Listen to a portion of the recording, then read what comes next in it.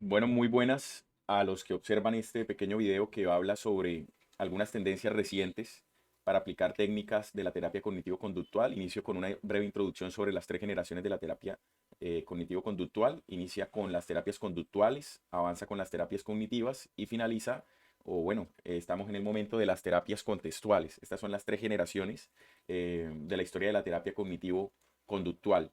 Aquí podemos ver un pequeño mapa conceptual que nos aborda esas terapias conductuales que iniciaron en el 1950. Las raíces pues se remontan al condicionamiento clásico y operante de Pavlov y Skinner respectivamente.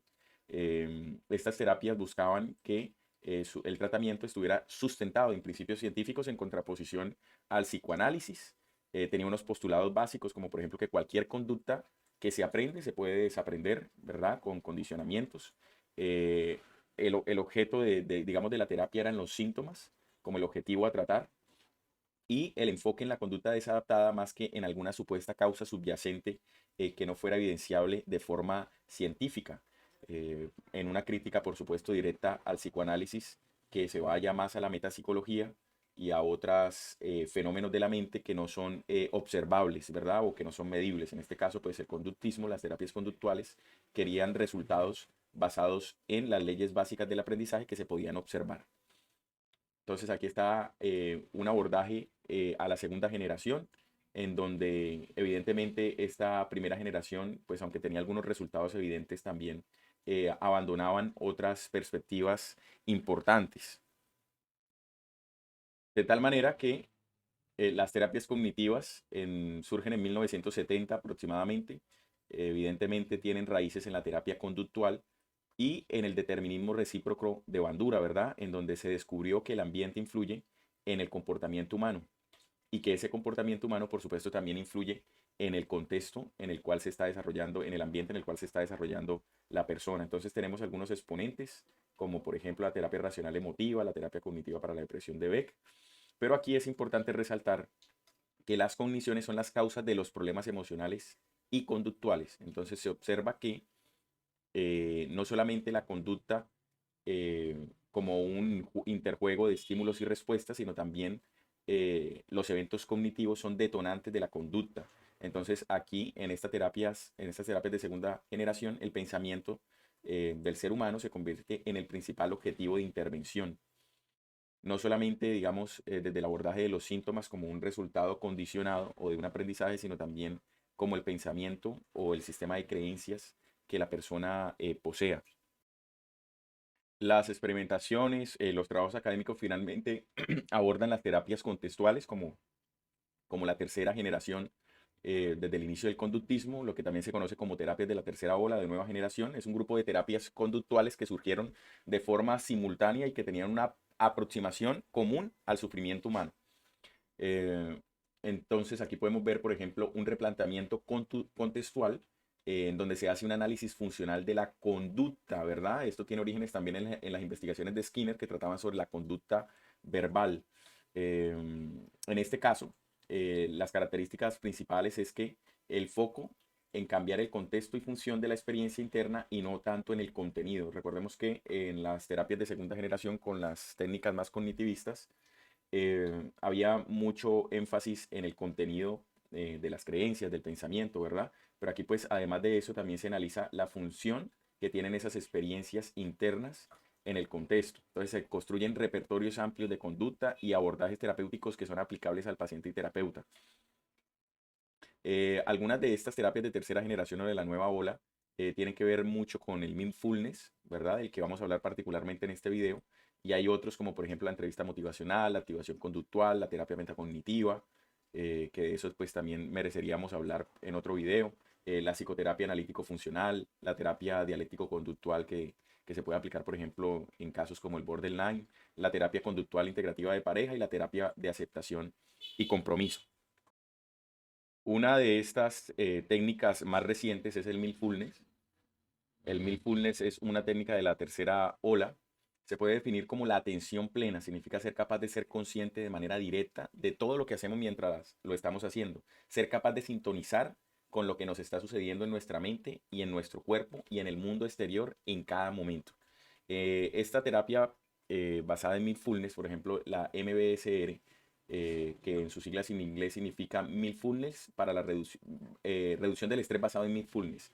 Es la modificación de la percepción y el manejo cotidiano del estrés a través del entrenamiento de la atención plena.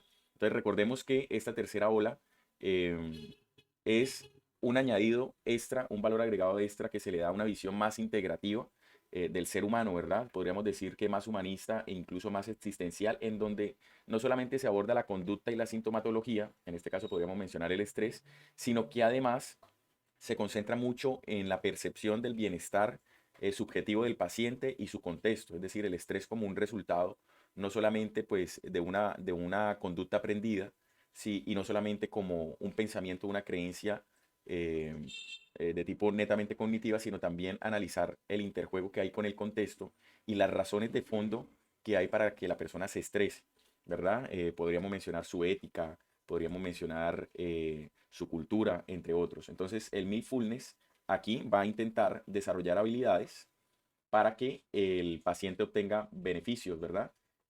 Por ejemplo, en este caso, disminuir el estrés, la ansiedad, la depresión. Se ha demostrado que mejora la adherencia al tratamiento psicológico. Entonces es una técnica muy útil para la permanencia del paciente en la terapia.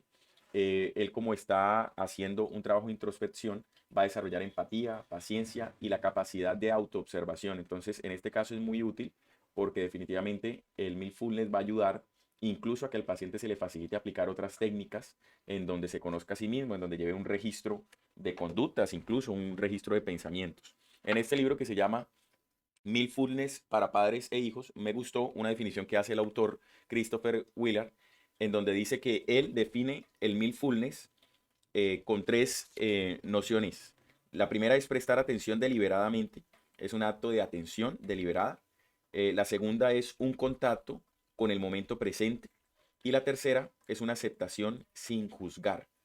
Entonces, estas tres, digamos, tres elementos principales del mindfulness nos muestra que el sujeto va a desarrollar la capacidad de atender de forma consciente y deliberada sus pensamientos, sus sensaciones, sus emociones, su estado corporal. Y lo va a hacer desde el contacto con el momento presente.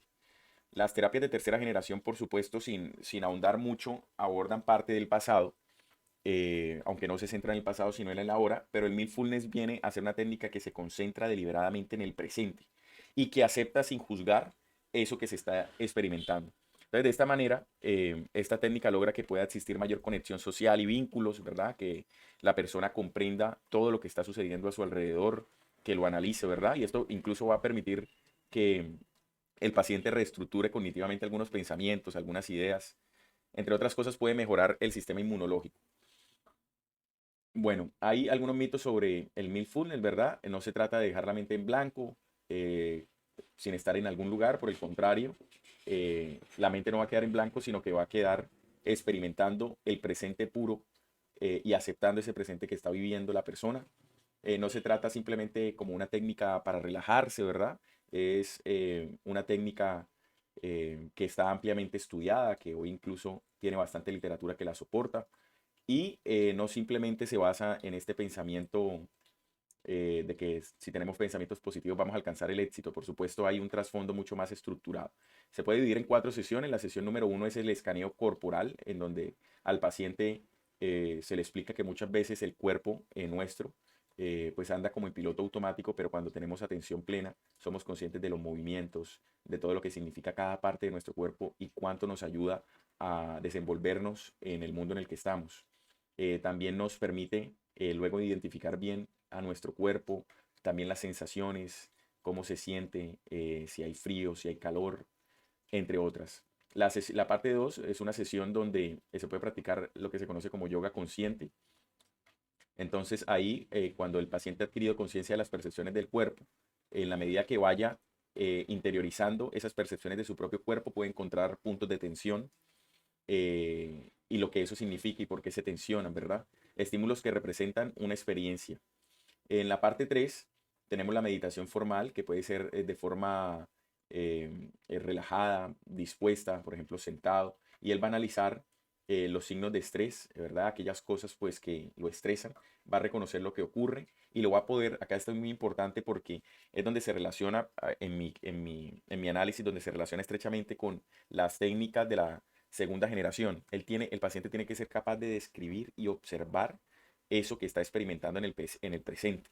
Entonces es un autoanálisis, es una autoobservación de sus pensamientos, es una autoobservación de sus creencias, una autoobservación del contexto en el que está y cuáles son, digamos, los detonadores de este estrés y va a comenzar a aceptar diferentes cosas que le van a generar bienestar, ¿verdad? Si sus ideas no son correctas, ¿verdad? Si sus comportamientos no son correctos, también las cosas del contexto en el que se encuentra, que son nocivas para él y que tiene que trabajar para modificar.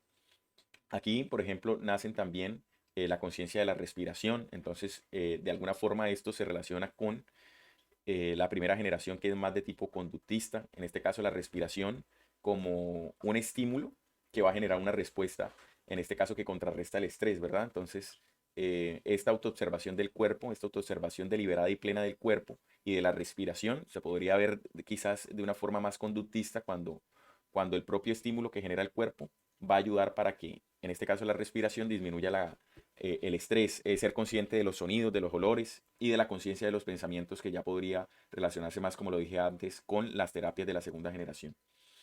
Bueno, a nivel neuro, podríamos ver que el mindfulness desarrolla o activa las funciones de la corteza prefrontal. Entonces, como es una técnica más holística, más integrativa, pues no solamente aborda el conductismo, no solamente aborda el cognitivismo, sino que incluso ya aborda la parte biomédica con el sistema nervioso. Entonces, al activar estas funciones de corteza prefrontal y estar sometido a un proceso de meditación, de autoobservación plena y deliberada, esa activación de la corteza prefrontal va a lograr que la persona module sus miedos, que reflexione sobre su propia moralidad en un proceso de introspección, que desarrolle empatía, que logre un equilibrio emocional, que le genere bienestar, que mejore incluso sus técnicas de comunicación y que regule la función corporal. Entonces, en la sesión número 6, en la meditación informal, ya la persona, el paciente va a ser capaz de tener atención plena en actividades cotidianas. Es decir, no va a generar el proceso de mindfulness simplemente en el consultorio del psicoterapeuta. Él tendrá la capacidad de tener atención plena en cualquier lugar, comer con atención plena, disfrutar los sabores, los olores, como lo dijimos anteriormente, caminatas con atención plena. Esto me recuerda un poco como la tercera ola tiene también una parte de existencialismo, me recuerda a una canción que decía, tú no estás deprimido, estás distraído. Entonces aquí pues el mindfulness viene a que la persona no se distraiga, ¿verdad? Con una cascada de pensamientos negativos en este caso, sino que en esa atención plena él pueda disfrutar de todas esas cosas que tiene la vida que lo hacen y lo construyen como ser humano. Bueno, hay otras sesiones. Esto va obviamente como una técnica de intervención soportada científicamente y que tiene ya una estructura para desarrollarse. El paciente en las siguientes sesiones va mejorando esa práctica informal. Entonces pasamos de la práctica formal a la práctica informal, en donde el sujeto desarrolla autonomía para orientar su atención plena. Finalmente, mencionar que esta técnica perteneciente a la tercera ola nos resulta bastante útil, no solamente para tratar de forma individual al paciente en su malestar emocional significativo, sino que también nos permite abordarlo desde otros espacios, como por ejemplo las escuelas, ¿verdad? Aquí podemos ver algunas imágenes de niños que están practicando en el aula la técnica de la atención plena. Desde luego esto va a facilitar esta introspección deliberada, va a facilitar el reconocimiento de emociones, va a facilitar las situaciones conflictivas, tanto de los propios pensamientos que tenga el niño, como también de pronto esas situaciones conflictivas que se presentan externos a él, con sus compañeros, con sus profesores, con las responsabilidades escolares o incluso en casa con su familia. Entonces, desde luego, las técnicas de la tercera generación nos resultan una gran ayuda a nosotros como psicólogos para el mejoramiento del bienestar no solamente de nuestros pacientes, sino de la sociedad en general. Gracias.